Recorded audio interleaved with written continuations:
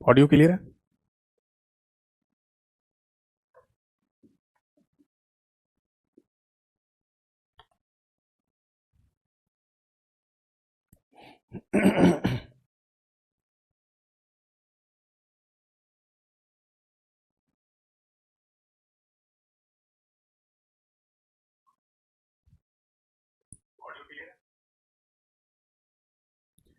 माफ कीजिएगा, थोड़ा सा है ना विलंब हो सकता है, क्योंकि है ना कमेंट सेक्शन में कुछ प्रॉब्लम है, इस वजह से मैं आप सभी लोगों के कमेंट्स नहीं देख पाऊंगा अभी। उसी को ही ठीक कर रहे हैं।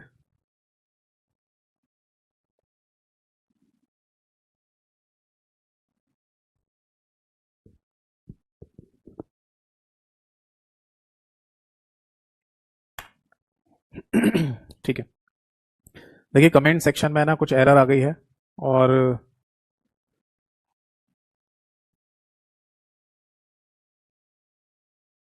एरर की वजह से है ना मैं आप सभी लोगों के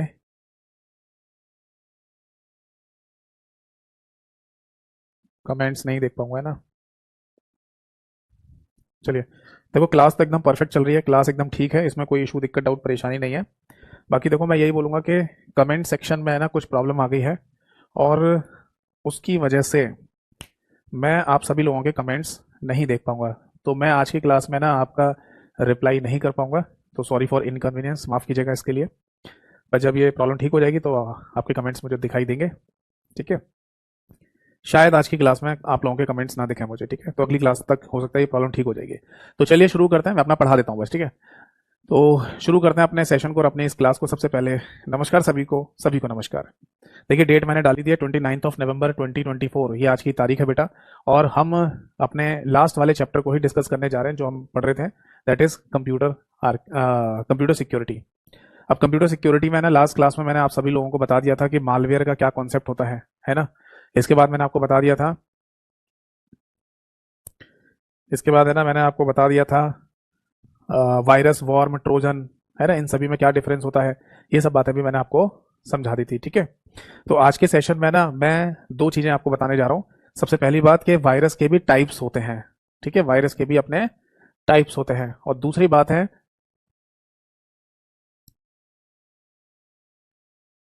ठीक है, तो मैं ये कह रहा था, एक तो वायरस के अपने टाइप्स होते हैं, और दूसरा कुछ है ना टर्म्स होती हैं, जैसे fishing, wishing, smishing, spoofing, sniffing, ये सब चीजें क्या होती हैं, तो इन सब के बारे में आज की क्लास में चर्चा करेंगे। और फिर आज ही हमारा ये चैप्टर, ये टॉपिक भी खत्म हो जाएगा।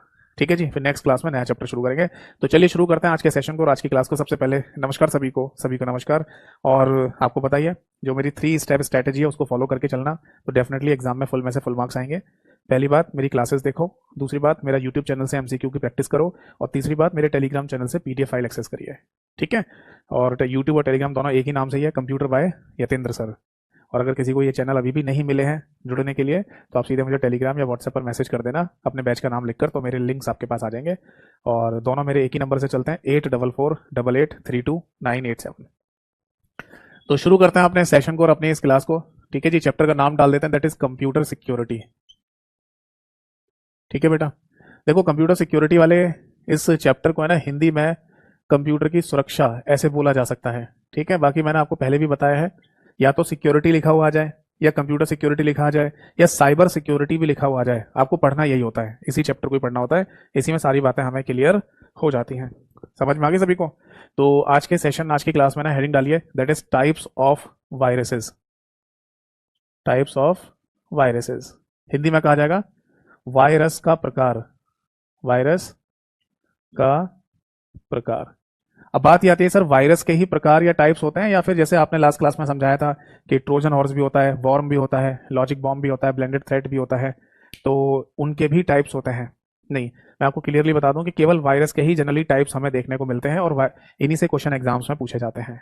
ठीक है, बाकी जो और नाम लिखवाए थे, worm, Trojan horse, logic bomb, उनके जनरली टाइप्स हमें देखने को नहीं मिलते और ना ही क्वेश्चन पूछा जाता है, वायरस का ही पूछते हैं।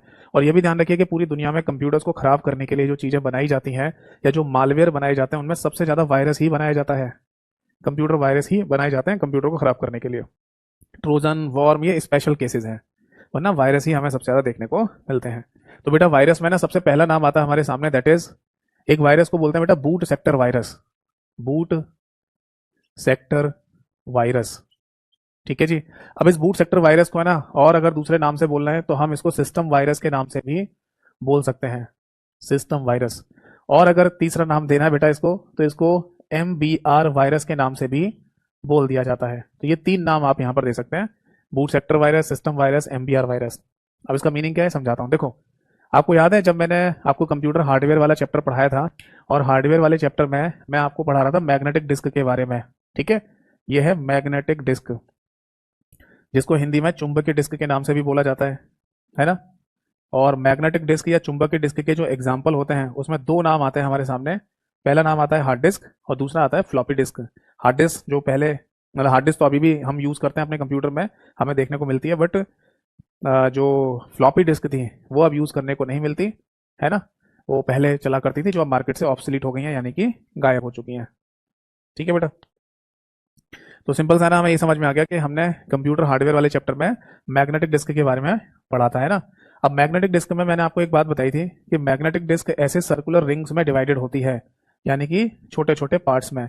तो ये जो छोटे छोटे पार्ट्स बेटा आपको दिखाई दे रहे हैं, इन पार्ट्स को क्या कहते हैं? इनको सेक्टर कहा जाता है। इन छोटे छोटे पार्ट्स को सेक्टर के नाम से बोला जाता है। और ये जो पूरी की पूरी रिंग होती है, इसे क्या बोलते हैं? इसे ट्रैक कहते हैं। तो सपोज दैट कि ये वाला जो सेक्टर है, ठीक है, ये सेक्टर नंबर 1 है। दोबारा से लिख देता हूं, ये वाला जो पोर्शन आपको दिखाई दे रहा है, ये है बेटा सेक्टर नंबर 1। ठीक है, तो इसी सेक्टर नंबर 1 का अपना एक नाम भी होता है, दैट इज MBR। ये बात मैंने आपको लिखवाई भी थी कि सेक्टर नंबर 1, यानी जिसको MBR भी कहा जाता है, मास्टर बूट रिकॉर्ड बोलते हैं इसको, और केवल सेक्टर नंबर 1 का ही अपना नाम होता है बस। बाकी जितने भी और सेक्टर्स होंगे उनको केवल सेक्टर कहा जाता है, ऐसा कोई नाम नहीं होता किसी का। ठीक है, और यही वाला जो सेक्टर है, यानी कि मास्टर बूट रिकॉर्ड वाला सेक्टर, इसी जगह पर, ये जगह का ही नाम तो है, ये वाली जो जगह है सेक्टर नंबर 1 वाली, इसका नाम है। और इसी जगह पर है ना एक प्रोग्राम को डाला जाता है या रखा जाता है, जिसे लोडर कहते हैं। आपको याद होगा जब मैंने कंप्यूटर सॉफ्टवेयर वाला चैप्टर आपको पढ़ाया था, तो लोडर के बारे में भी वहां पर पढ़ाया था, जानकारी दी थी, है ना, जिसको बूट स्ट्रैप लोडर, लोडर ये सब के नाम से जाना जाता है। और इस लोडर का काम क्या था? इस मैग्नेटिक डिस्क से ऑपरेटिंग सिस्टम की यानी विंडोज की फाइलों को मुख्य मेमोरी यानी रैम में भेजना, क्योंकि ये मैग्नेटिक डिस्क का मतलब हार्ड डिस्क, और हार्ड डिस्क से डाटा किस में जाता है? रैम में, मुख्य मेमोरी में। तो ऑपरेटिंग सिस्टम की फाइलों को मैग्नेटिक डिस्क से मुख्य मेमोरी में भेजने का काम कौन करता है? लोडर करता है। तो अब किसी ने ना, अच्छा एक बात और, ये मुख्य काम है, ये मुख्य काम होता है भेजना, क्योंकि जब कंप्यूटर ऑन हो रहा होता है तभी ऑपरेटिंग सिस्टम की फाइल मैग्नेटिक डिस्क से मेन मेमोरी में जानी चाहिए। अगर नहीं पहुंची तो कंप्यूटर स्टार्ट ही नहीं होगा, है ना। तो ये है मुख्य काम। अब किसी ने क्या किया, इसी मुख्य काम को करने से रोकने का काम किया, मतलब इसको रोकने का काम किया किसी ने। कैसे किया? एक वायरस बनाकर। एक व्यक्ति ने क्या किया, अब ऐसे व्यक्तियों के नाम तो नहीं पूछाएंगे और ना ही इतनी आइडेंटिफिकेशन जल्दी से हो पाती कि किसने बनाया होगा, बट किसी ना किसी ने ना एक वायरस बनाया जिसने इसी काम को रोकने का काम किया, इसी चीज को रोकने का काम किया। अब क्या किया उसने? उसने है ना, अच्छा एक बात और, इस काम को करता कौन है? इसको लोडर करता है। लोडर का ही तो काम है ऑपरेटिंग सिस्टम की फाइलों को मैग्नेटिक डिस्क से मेन मेमोरी में भेजना। अब उसने क्या किया? उसने इस लोडर नाम के प्रोग्राम को ही करप्ट करने के लिए एक वायरस बना दिया। अगर लोडर को ही करप्ट कर दिया जाए तो ऑपरेटिंग सिस्टम की फाइलें मैग्नेटिक डिस्क से रैम में पहुंचेंगी नहीं, तो काम हो गया हमारा, यही तो पर्पस था। तो किसी ने क्या बनाया? That is boot sector virus बनाया, या इसको सिस्टम वायरस भी कहते हैं, या इसको MBR वायरस भी कहा जाता है। MBR वायरस कहने का मतलब यही है, that is master boot record virus. अब समझ में आया? तो हम यहाँ पर सिंपल सी एक बात दिमाग में रख सकते हैं, या फिर लिख भी सकते हैं कि बूट सेक्टर वायरस या सिस्टम वायरस या एमबीआर वायरस कंप्यूटर के लोडर नाम के प्रोग्राम को खराब करने के लिए बनाया गया एक वायरस होता है। It corrupts the loader program of computer. बताओ बेटा, बात समझ में आ गई या नहीं? सिंपल सी डेफिनेशन, सिंपल सा पॉइंट लिखना है आपको यहाँ पर, ठीक है।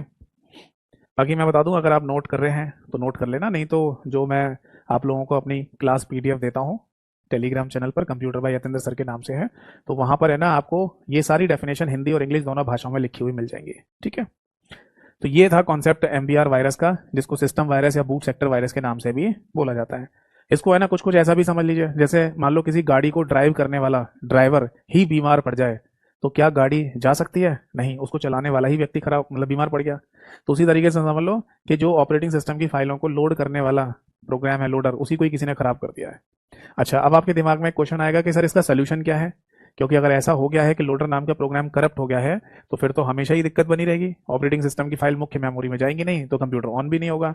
तो इसका सोल्यूशन ये है बेटा कि आपको अपने कंप्यूटर को फॉर्मेट करना पड़ेगा। फॉर्मेट करने का मतलब सब कुछ सिरे से डिलीट करना पड़ेगा, और फिर जब दोबारा से कंप्यूटर सेटअप करोगे, जब दोबारा से नई विंडो ऑपरेटिंग सिस्टम डालोगे या कोई भी ऑपरेटिंग सिस्टम डालोगे, तो उसके अंदर जो लोडर नाम का प्रोग्राम होगा वो फिर से नए तरीके से इंस्टॉल होगा, नए तरीके से आएगा, और देन फिर से लोडर वाला प्रोग्राम जो काम करता है वो कर देगा।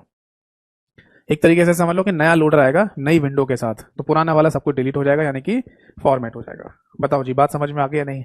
ठीक है। अब इसके बाद है ना एक और वायरस का टाइप होता है बेटा, जिसे रेजिडेंट वायरस के नाम से बोलते हैं। रेजिडेंट वायरस, ये क्या है भाई? देखो, रेजिडेंट वायरस को है ना आप दूसरे शब्दों में ऐसा भी कह सकते हैं कि इसको main memory virus, main memory का वायरस, ये भी कह सकते हैं। अब आपको ये बात तो पता ही है ना कि मेन मेमोरी किसे कहते हैं, कंप्यूटर की रैम को कहते हैं। तो ये बेसिकली एक स्पेशल टाइप का वायरस है जो मुख्य मेमोरी में जाके बैठ जाता है। समझ पा रहे हैं? रेजिडेंट शब्द का मतलब समझते हैं, घर।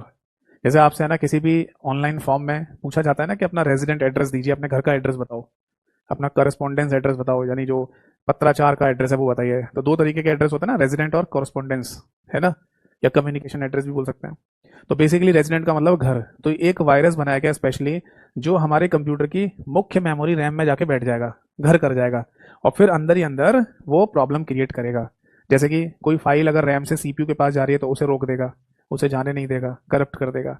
तो इस तरीके से रैम के अंदर घर बनाकर बैठ जाने वाले वायरस को हम रेजिडेंट वायरस के नाम से बोल देते हैं, ठीक है।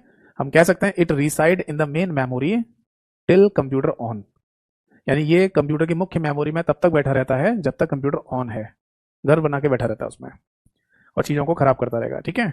इसके बाद है ना एक वायरस का टाइप और हमें देखने को मिलता है, that is direct action virus. Direct action, note कर लीजिए, डायरेक्ट एक्शन वायरस। ये क्या चीज है भाई? देखो बेटा, डायरेक्ट एक्शन वायरस का सिंपल सा मतलब है, डायरेक्ट शब्द से ही पता चल रहा है कि किसी को टारगेट करके खराब करने वाला वायरस। हम यहां पर ये पॉइंट लिख सकते हैं कि टारगेटेड वायरस, आप चाहें तो दूसरे शब्दों में लिख लीजिए टारगेटेड वायरस।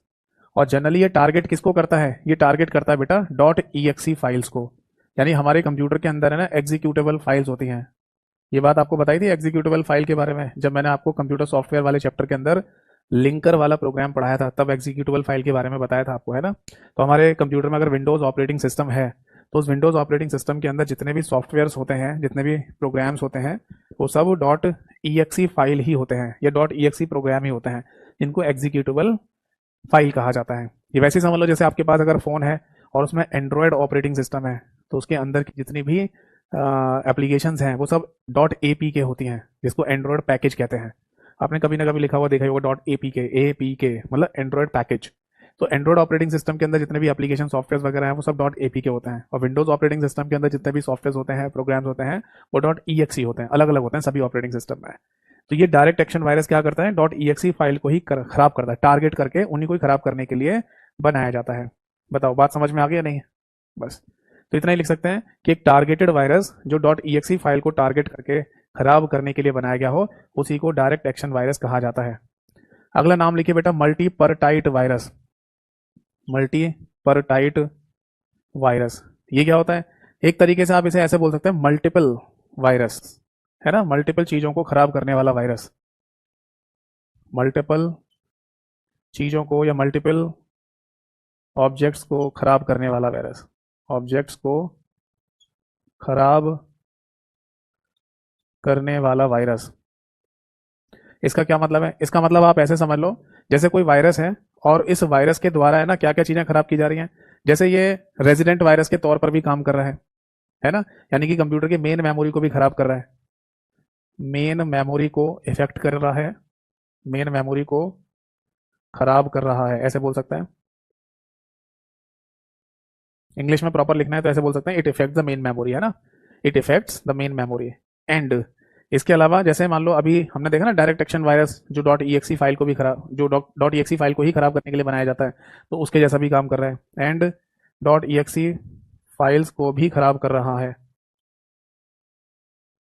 खराब कर रहा है। बताओ बात समझ में आ गई या नहीं? तो ये पॉइंट है ना, आप यहाँ पर नोट कर सकते हैं कि मल्टीपर्टाइट वायरस अगर ऐसा कहीं पर लिखा हुआ आ गया तो इसका सिंपल सा मतलब है कि एक ऐसा वायरस जो मल्टीपल चीजों को खराब करने के लिए बनाया गया हो। ठीक है, मतलब रेजिडेंट वायरस के तौर के जैसा भी काम कर रहा है, मेन मेमोरी को खराब कर रहा है, और डॉट ई फाइल को खराब करने के लिए जैसे डायरेक्ट एक्शन वायरस होते हैं उनके जैसा भी काम कर रहा है। ठीक है, इसके बाद नेक्स्ट पॉइंट लिखिए, that is polymorphic virus. Polymorphic virus, ये क्या होता है भाई? अच्छा एक बात और बेटा, कि इनका कोई हिंदी नाम नहीं होता। कोई अगर ये सोचे सर इनका हिंदी नाम तो लिखो, क्योंकि बेटा इनके अंग्रेजी के ही नाम है, हिंदी में कोई नाम नहीं होता। ठीक है, हिंदी में ज़्यादा से ज़्यादा लिखूंगा भी तो भी हिंदी में वही लिखना पड़ेगा पॉलीमॉर्फिक, हिंदी में जैसे लिखते हैं, तो ना भी लिखें तो भी कोई दिक्कत नहीं है। देखो पॉलीमॉर्फिक वायरस का मतलब ये होता है कि एक ऐसा वायरस जो अपनी मॉडिफाइड वर्जन को बना ले और आसानी से पकड़ में ना आए।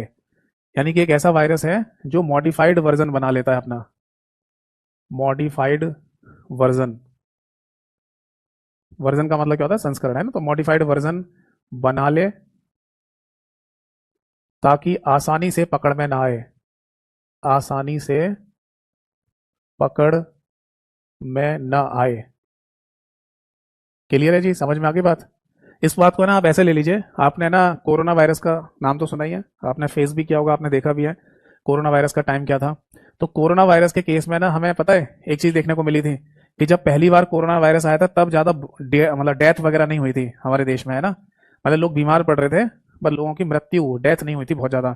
बट जब सेकेंड वेव आई थी, जिस समय शायद जहां तक अगर मैं गलत नहीं हूं तो डेल्टा वायरस शायद ये नाम था उसका, है ना, तो कोरोना वायरस के भी म्यूटेंट बन गए थे, नए नए मॉडिफाइड वर्जन बन गए थे कोरोना वायरस के। अब वो जो मॉडिफाइड वर्जन थे ना वो ज्यादा खतरनाक थे, और इसकी वजह से सेकंड वेव जो आई थी कोरोना वायरस की, उसमें उस वायरस ने लंग्स को ज्यादा इफेक्ट किया था। तभी आपने देखा नहीं था कि हॉस्पिटल में ऑक्सीजन की कमी होने लग गई थी, क्योंकि लंग्स की जिनको प्रॉब्लम है, सांस लेने में दिक्कत हो जाएगी, तो उनको ऑक्सीजन चाहिए, ऑक्सीजन इतनी थी नहीं उस समय, तो लोग मरना शुरू हो गए थे। तो लंग्स पे इफेक्ट कर रहा था वो वायरस, लंग्स को खराब कर रहा था, है ना।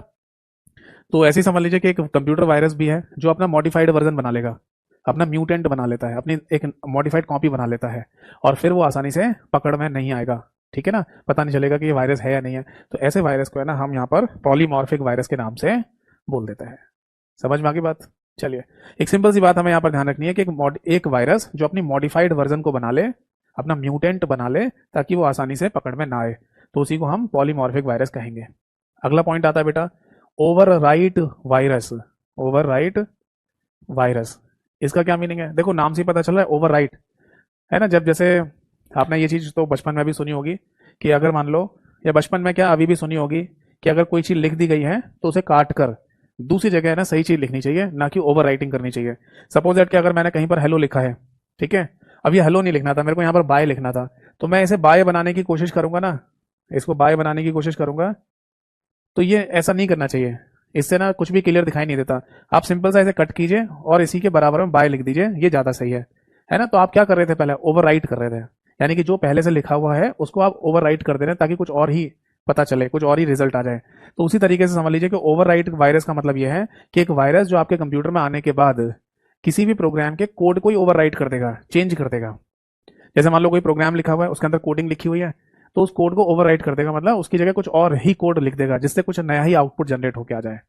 तो हम ऐसा कह सकते हैं कि प्रोग्राम के कोड को ओवरराइट करने वाला वायरस, किसी प्रोग्राम के, कोई भी प्रोग्राम है तो किसी प्रोग्राम के कोड को ओवरराइट करने वाला वायरस, ओवरराइट करने वाला वायरस क्या कहलाएगा बेटा? इसी को है ना ओवरराइट वायरस के नाम से बोल दिया जाएगा। नोट कर लीजिए। समझ गए ना कि अगर मान लो कोई प्रोग्राम है और उसका कोड लिखा हुआ है, उस कोड की जगह कोई नया ही कोड लिख दे, कुछ नया ही चेंज या बदलाव कर दे, तो उसको ओवरराइट वायरस के नाम से बोल दिया जाता है। चलिए देखो, इनमें ना बहुत ज़्यादा डिटेल में नहीं घुसना होता, बहुत ज़्यादा इसमें पीएचडी नहीं करनी है। हमें अगर कोई वायरस का नाम दे रखा है तो उसके बारे में एक सिंपल सा ये पता होना चाहिए उसका मीनिंग क्या है। क्योंकि ज़्यादातर क्वेश्चन जब एग्जाम्स में पूछे जाते हैं ना, तो उसमें यही बस इस तरीके की लैंग्वेज लिखी हुई आएगी और आपको ऑप्शन देखकर आंसर टिक करना है कि ये कौन सा वायरस है। ठीक है। इसके बाद एक वायरस और होता है जिसे स्पेस फिलर वायरस कहते हैं, और ज्यादातर वायरस के नाम से ही पता चल जाता है कि वो किस काम के लिए बनाया गया होगा। अब जैसे यहाँ क्या लिखा है, स्पेस फिलर वायरस, इसका मतलब अनावश्यक रूप से यानी कि अननेसेसरी तरीके से कोई आउटपुट या डाटा को भर देना। जैसे ये बात तो आपको पता है कि जब भी हम किसी प्रोग्राम को कंप्यूटर में रन कराते हैं यानी चलाते हैं तो एक आउटपुट जनरेट होता है। ठीक है। जैसे मैं कोई प्रोग्राम के अंदर लिखूं 2+2 लिख के दूं और कंप्यूटर को बोलूं कि इस प्रोग्राम का बताओ आउटपुट क्या आएगा, तो कंप्यूटर इसे कैलकुलेट करके आंसर देगा 4 आएगा। 2+2 मतलब 4 आंसर आ जाएगा। अब ये एक बार प्रोग्राम चलेगा और 4 आंसर आ जाएगा स्क्रीन पर, है ना। बट अगर मैं इसी में लूप लगा दूं, जैसे कि मैंने लास्ट क्लास में भी आपको बोला था कि लूप नाम का एक कॉन्सेप्ट होता है जिसके थ्रू हम किसी प्रोग्राम को मल्टीपल टाइम्स रन करा सकते हैं। एक बार प्रोग्राम को चलाने के बाद जितनी बार का लूप लगा होगा वो उतनी बार प्रोग्राम चलता रहेगा, आउटपुट जनरेट करता रहेगा। ठीक है ना। हर बार प्रोग्राम चलाने की जरूरत नहीं पड़ेगी, फिर लूप में ही घूमता रहेगा, है ना। तो ऐसे समझ लो कि अगर मैं कंप्यूटर को एक प्रोग्राम दे रहा हूँ और उसमें कैलकुलेशन है 2+2, कंप्यूटर को आंसर देना है 4। अब मैंने ये चीज कर दी इनफाइनाइट, यानी कि इनफाइनाइट टाइम तक, अनंत काल तक आउटपुट देता रहे। तो जैसे ही मैं 2+2 का प्रोग्राम कंप्यूटर में रन कराऊंगा और उसमें लूप लगा हुआ है इनफाइनाइट, और जैसे ही एंटर दबाऊंगा तुरंत वो 4 आउटपुट देता ही चला जाएगा। कब तक चलता रहेगा? जब तक कंप्यूटर को बंद ना करना पड़े। जब तक हम कंप्यूटर को बंद नहीं करेंगे तब तक चलता ही रहेगा, 4 आंसर देता जाएगा। तो इस तरीके से अनावश्यक रूप से कंप्यूटर की मेमोरी को क्या कर दिया जाएगा? भर दिया जा रहा है। जब मेमोरी पूरी भर जाएगी तब उस समय मैसेज आएगा कि अब इसके बाद आउटपुट प्रोड्यूस नहीं हो सकता क्योंकि आपके कंप्यूटर में मेमोरी नहीं बची है। तो अनावश्यक रूप से कंप्यूटर की मेमोरी को भर देने वाले वायरस को स्पेस फिलर वायरस के नाम से बोल दिया जाता है। तो हम लिख सकते हैं अननेसेसरी, लिख लीजिए अननेसेसरी यानी अनावश्यक रूप से, अननेसेसरी मेमोरी स्पेस को भरने वाला वायरस, मेमोरी स्पेस को भरने वाला वायरस क्या कहलाएगा बेटा? इसी को है ना स्पेस फिलर वायरस के नाम से बोल दिया जाता है। नोट कर लीजिए। क्लियर है। अब देखो बेटा, एक नाम है ना हम यहाँ पर वायरस का और भी लिख सकते हैं, एक नाम और भी होता है, that is file infector, file infector virus, ये भी बोल देते हैं। इसका मतलब भी एक तरीके से वैसे ही है कि किसी पर्टिकुलर फाइल को इन्फेक्ट करने वाला। ये बात तो पता ही है ना कि वायरस के थ्रू हमारे शरीर में, अगर इंसानी वायरस की बात करूं मैं, इंसानी शरीर में आने वाले वायरस की, तो वो वायरस इंसान के शरीर में इन्फेक्शन फैलाते हैं, और इन्फेक्शन फैलने का मतलब होता है कि वायरस का बढ़ना। वैसे है ना, अगर कोई वायरस है जिसको फाइल इन्फेक्टर वायरस कह रहे हैं, तो इसका मतलब कि किसी भी प्रकार की, किसी पर्टिकुलर फाइल की या किसी भी पर्टिकुलर टाइप की फाइल को इन्फेक्ट करने वाला वायरस। जैसे डायरेक्ट एक्शन वायरस किस लिए बनाया गया था? .exe फाइल को ही खराब करने के लिए बनाया गया था। बट फाइल इन्फेक्टर हो सकता है किसी विशेष प्रकार की कोई भी फाइल हो जिसको इन्फेक्ट करने के लिए बनाया गया हो। ठीक है ना। तो हम कह सकते हैं फाइल्स को इन्फेक्ट करने वाला वायरस, फाइल्स को इन्फेक्ट करने वाला वायरस, करने वाला वायरस। अब ये फाइल कोई भी हो सकती है, जैसे डायरेक्ट एक्शन वायरस में केवल .exe फाइल को ही खराब कर रहा था। ये हो सकता है किसी इमेज फाइल को, किसी ऑडियो फाइल को, या किसी वीडियो फाइल को, किसी भी प्रकार की फाइल हो उसको खराब करने वाले वायरस को फाइल इन्फेक्टर वायरस के नाम से बोल दिया जाता है। ठीक है बेटा। अब आगे देखिए, इसके बाद है ना एक नाम और आता है वायरस के टाइप में, जिसे बोलते हैं मैक्रो वायरस। एक अगला पॉइंट लिखिए, दैट इज मैक्रो वायरस। ये क्या होता है? देखो, मैक्रो वायरस बेसिकली क्रिएट किया जाता है मैक्रो लैंग्वेज में, मैक्रो भाषा में। तो हम यहाँ लिख सकते हैं इट क्रिएट्स, नहीं ऐसे लिखे, it is created in macro language, it is created. एक है ना भाषा होती है, जैसे C++, जावा, पाइथन, ये नाम सुना है आपने, ये प्रोग्रामिंग लैंग्वेज है। ऐसी एक मैक्रो लैंग्वेज भी होती है। तो हम यहाँ लिख सकते हैं it is created in macro language, it is created in macro language. Hindi में लिखा जाएगा कि यह मैक्रो भाषा में, मैक्रो भाषा में लिखा जाता है या बनाया जाता है, ऐसे लिख लो, लिखा जाता है। क्लियर है। तो ये मैक्रो भाषा में लिखा क्या होगा। और दूसरी बात कि मैक्रो से रिलेटेड जो भी चीजें हैं हमारे कंप्यूटर में, उन्हीं को ही करप्ट करने या खराब करने के लिए बनाया गया होगा। अब मुझे है ना, अच्छा कमेंट सेक्शन तो दिख ही नहीं रहा, तो आप बताएंगे कैसे? चलिए कोई नहीं, मैं ही बता देता हूँ। अब हमने अब तक है ना जितना भी पढ़ा है उसमें कहीं पर मैक्रो या मैक्रोज शब्द पढ़ा था अब तक के कार्यकाल में? अब तक की जो हमारी जर्नी रही है इसमें अब तक मैक्रो मैक्रोज ऐसा कहीं शब्द सुना या पढ़ा था हमने? हाँ, एमएस ऑफिस के अंदर। याद है आपको वर्ड, एक्सेल, पावर पॉइंट जब मैंने आपको पढ़ाया था तब मैंने मैक्रोज लिखवाया था। मैक्रोज नाम का टूल आपको कहाँ मिलता है? वर्ड, एक्सेल, पावर पॉइंट किसी के भी मेन्यू बार में जो व्यू वाला मेन्यू था सेकंड लास्ट, क्योंकि ज़्यादातर वर्ड, एक्सेल, पावर पॉइंट में सबसे लास्ट में हेल्प वाला मेन्यू या टैब होता है, उससे जस्ट पहले यानी सेकंड लास्ट होता है व्यू, और व्यू के अंदर लास्ट में मैंने आपको मैक्रोज लिखवाया था। याद है? तो जो मैक्रोज बनाते हैं ना, जो मैक्रो की रिकॉर्डिंग हो रही होती है MS Word, Excel, PowerPoint में, उसमें मैक्रो लैंग्वेज के प्रोग्राम यूज हो रहे होते हैं। इस बात को आप ऐसे समझ लो कि मैक्रो भाषा का इस्तेमाल करके ही एक प्रोग्राम बनाया गया होगा और उस प्रोग्राम की वजह से वर्ड, एक्सेल, पावर पॉइंट में वो मैक्रो वाली रिकॉर्डिंग हो रही होती है। यानी कि हमारे MS Word, Excel, PowerPoint में जो मैक्रोज नाम का टूल दे रखा है वो मैक्रो भाषा से ही संबंधित है। समझ में आ रहा है? इसीलिए उसका नाम है मैक्रोज, ये नाम रखा गया है। तो एक स्पेशल वायरस बनाया गया जो मैक्रोज लैंग्वेज या मैक्रो से क्रिएट होने वाली चीजों को ही खराब करने के लिए बनाया गया हो, तो उसी को हम क्या बोलेंगे? Macro virus. तो पहला पॉइंट तो ये आएगा कि it is created in macro language, यानी ये भी मैक्रो भाषा में बनता है। और दूसरा पॉइंट है ना, हम यहाँ पर ये लिख सकते हैं बेटा कि ये मैक्रो, लिख लीजिए मैक्रो से रिलेटेड, ठीक है, या मैक्रो लैंग्वेज से रिलेटेड ऑब्जेक्ट्स को ही खराब करने के लिए बनाया जाता है। बस ये पॉइंट और लिख लो, मैक्रो लैंग्वेज से रिलेटेड ऑब्जेक्ट्स को खराब करने के लिए बनाया जाता है। बताओ बेटा, बात समझ में आ गई या नहीं? एग्जाम्पल अगर आप लिखना चाहते हैं तो ऐसा लिख सकते हैं एग्जाम्पल के तौर पर कि एमएस वर्ड, एक्सेल और पावर पॉइंट में जो मैक्रोज होता है वो इसी से रिलेटेड होता है। ठीक है, मैक्रोज की जो रिकॉर्डिंग करते हैं ना वो इसी से रिलेटेड होती है। समझ में आ गई बात? चलिए अब एक लास्ट पॉइंट और लिख लीजिए, that is rootkit virus. ये एक लास्ट और टाइप है वायरस का। नेक्स्ट पॉइंट लिखिए, that is rootkit virus. अब देखो रूट किट वायरस का मतलब क्या है? इसे बेसिकली एक और नाम से बोला जाता है, दैट इज रिमोट वायरस। ये भी बोल देते हैं इसको बोल देते हैं रिमोट वायरस या रिमोट लॉगिन वायरस, ये भी बोल दिया जाता है। और शायद अब आप समझ ही चुके होंगे कि मैं किसकी बात कर रहा हूँ, क्योंकि देखो यहाँ पर रिमोट शब्द आ गया। रिमोट का मतलब क्या है? दूरी। आपको याद है जब हमने नेटवर्किंग वाला चैप्टर पढ़ा था, तो नेटवर्किंग वाले चैप्टर में अभी मैंने आपको रिमोट लॉगिन के लिए एक प्रोटोकॉल का नाम लिखवाया था, दैट इज टेलनेट, जिसको टेली टाइप या टेली कम्युनिकेशन नेटवर्क कहा जाता है। तो उसका मीनिंग याद है ना? जैसे आपका कोई दोस्त अमेरिका में है और उसके कंप्यूटर में कोई सॉफ्टवेयर की दिक्कत हो जाए और उसका फोन आए कि भाई मेरे कंप्यूटर में सॉफ्टवेयर काम नहीं कर रहा, इसको ठीक कर दोगे? तो आपको अमेरिका जाने की जरूरत नहीं है, आप इंडिया में रहते हुए ही अमेरिका में बैठे हुए दोस्त के कंप्यूटर को ठीक कर सकते हैं। उसका पूरा का पूरा कंप्यूटर आपके कंप्यूटर पे दिखाई देगा। तो इस काम को करने के लिए जो प्रोटोकॉल्स काम करती हैं वो रिमोट लॉगिन प्रोटोकॉल कहलाती हैं, जिनमें एग्जांपल है टेलनेट का। और इसमें विशेष प्रकार के सॉफ्टवेयर का इस्तेमाल किया जाता है, जैसे टीम व्यूअर या एमी एडमिन जैसे सॉफ्टवेयर, जो दोनों कंप्यूटर में होने चाहिए, तभी ऐसा हो सकता है। ठीक है, तो बस इसी चीज को समझ लीजिए कि इसी चीज में कोई वायरस आ जाए बस। जैसे मान लो कोई दोस्त आपका अमेरिका में बैठा हुआ है और वो अमेरिका से ही बैठकर इंटरनेट के थ्रू है ना आपके कंप्यूटर में कोई वायरस भेज दे। ठीक है, आपके कंप्यूटर को कनेक्ट कर ले और वायरस भेज दे, और फाइनली वो जिस काम के लिए बनाया गया होगा वो चीज़ करते हैं वायरस। भाई वायरस का भी तो अपना एक पर्पज़ है ना कि वो पर्टिकुलर इसी चीज़ को ख़राब करने के लिए बनाया गया है। तो बस दूर बैठकर किसी ने आपके कंप्यूटर में वायरस डाला और वो पर्टिकुलर चीज़ को ख़राब करते हैं। ठीक है, तो ऐसे वायरस को रिमोट लॉगिन वायरस कह दिया जाता है। इसमें जनरली है ना जो जिसने ये वायरस भेजा है वो उस समय इंटरेक्टिव वे में होता है। समझ में आ रहा है? जैसे मैं अभी कंप्यूटर पे बैठा हुआ हूँ और मैं अपने कंप्यूटर से ना आपके कंप्यूटर में वायरस भेज रहा हूँ, तो मैं उस समय लाइव हूँ और मैं कंप्यूटर में वायरस भेज के जो भी काम करना चाहता हूँ, जो भी खराब करना चाहता हूँ कर दूंगा।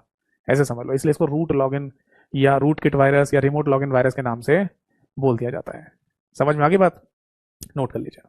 लिखना चाहते हो तो लिख लो, नहीं तो सिंपल सही है कि दूर बैठकर किसी वायरस के थ्रू या किसी वायरस का उपयोग करके किसी कंप्यूटर को खराब करने का उद्देश्य रूट किट वायरस या रिमोट लॉगिन वायरस के द्वारा किया जाता है। ये उद्देश्य पूरा किया जाता है। समझ में आ गई बात? ठीक है, तो फाइनली है ना वायरस के जितने भी टाइप्स हैं वो मैंने आपको बता दिए। जनरली यही टाइप्स आपको देखने को मिलेंगे। ठीक है, तो एक बार जल्दी से क्विक रिवीजन कर लेते हैं। सबसे पहले मैंने आपको बताया दैट इज एमबीआर वायरस। वो क्या काम करता है? एमबीआर वायरस बूट सेक्टर जो होता है या मास्टर बूट रिकॉर्ड वाली जगह पर जो लोडर नाम का प्रोग्राम है उसे करप्ट करने के लिए इस्तेमाल में लाया जाता है। रेजिडेंट वायरस रैम के अंदर बैठ जाता है जब तक कंप्यूटर ऑन रहेगा और रैम को खराब करने का काम करता है ना। Direct action virus .exe file को खराब करने के लिए बनाया जाता है। मल्टीपर्टाइड वायरस एक से ज्यादा ऑब्जेक्ट्स को खराब करने के लिए बनाया जाता है। पॉलीमॉर्फिक वायरस अपना मॉडिफाइड वर्जन क्रिएट कर लेता है ताकि आसानी से वो पकड़ में ना आए, है ना। इसके बाद ओवरराइट वायरस, किसी प्रोग्राम के कोड को ही ओवरराइट कर देना वाला वायरस जिससे आउटपुट अलग प्रोड्यूस होके आए। स्पेस फिलर वायरस, अनावश्यक रूप से मेमोरी स्पेस को भर देने वाला वायरस। फाइल इन्फेक्टर, किसी पर्टिकुलर फाइल को खराब करने वाला वायरस, है ना। और इसके अलावा मैंने आपको लिखा मैक्रो वायरस, जो मैक्रो से रिलेटेड या मैक्रो लैंग्वेज से रिलेटेड जितनी चीज़ें बनती हैं उनको खराब करने वाला वायरस। और रिमोट वायरस, दूर से किसी वायरस के थ्रू कंप्यूटर को खराब करने वाले वायरस को हम रिमोट लॉगिन वायरस या रूटकिट वायरस के नाम से बोल देते हैं।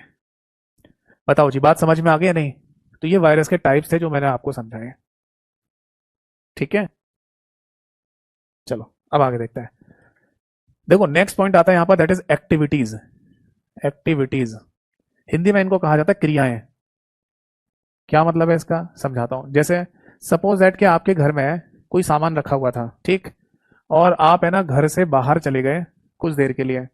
आपने घर का लॉक वॉक सब लगा रखा था, बट कुछ देर के लिए जैसे ही आप बाहर गए तो अचानक से है ना कोई व्यक्ति आपके घर में कूदता है, यानी कि जंप करके कहीं से कूद फाद करके आ गया और उस सामान को उठाकर ले गया। आप जब घर में आए, आपने ताला खोला और आपने देखा वो सामान तो है ही नहीं, तो आप क्या बोलते हैं, हमारे घर में क्या हो गई है, चोरी हो गई है। यानी कि बिना परमिशन के किसी भी सामान को ले जाना, है ना, ये क्या कहलाता है, चोरी होना कहा जाता है। तो उसी तरीके से है ना कई सारी एक्टिविटीज होती हैं इस पूरे इंटरनेट कंप्यूटर के फील्ड में जिनको हमने नाम दे दिया है।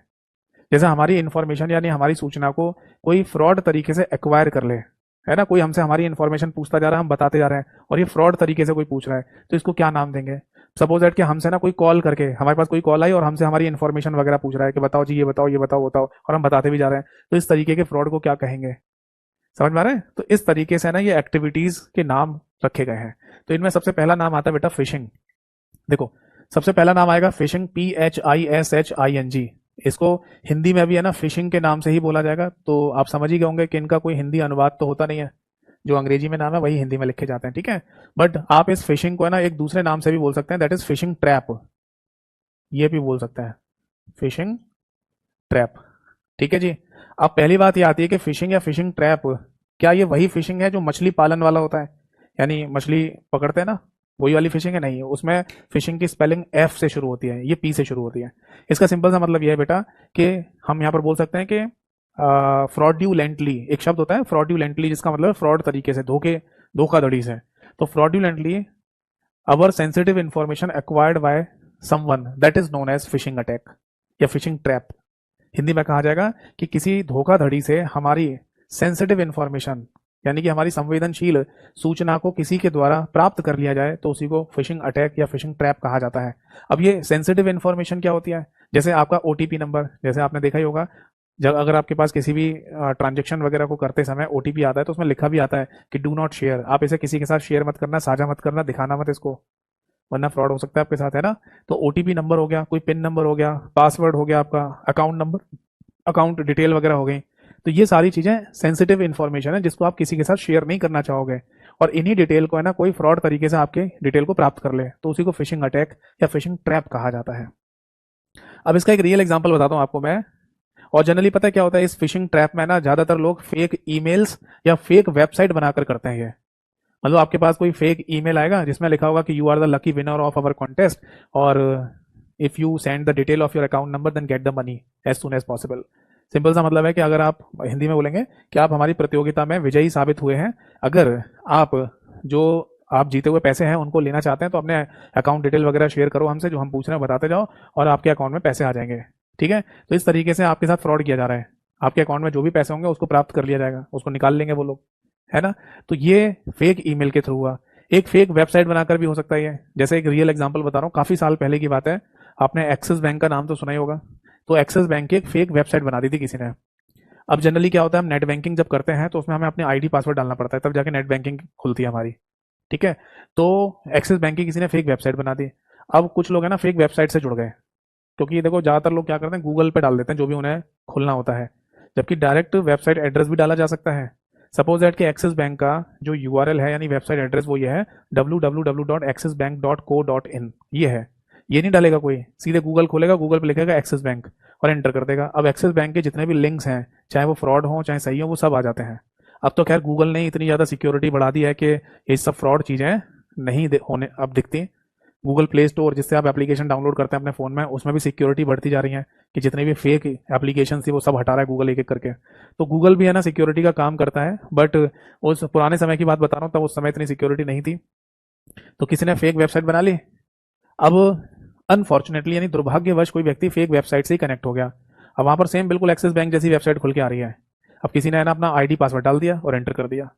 अब ये आईडी पासवर्ड है ना, जिसने ये वेबसाइट बनाई है उसके सर्वर कंप्यूटर पे पहुंच गया है। अब आप लॉगिन बटन वाले पे क्लिक कर रहे हो तो या तो लॉगिन हो ही नहीं रहा, कुछ हो ही नहीं रहा, क्योंकि वो फेक वेबसाइट है।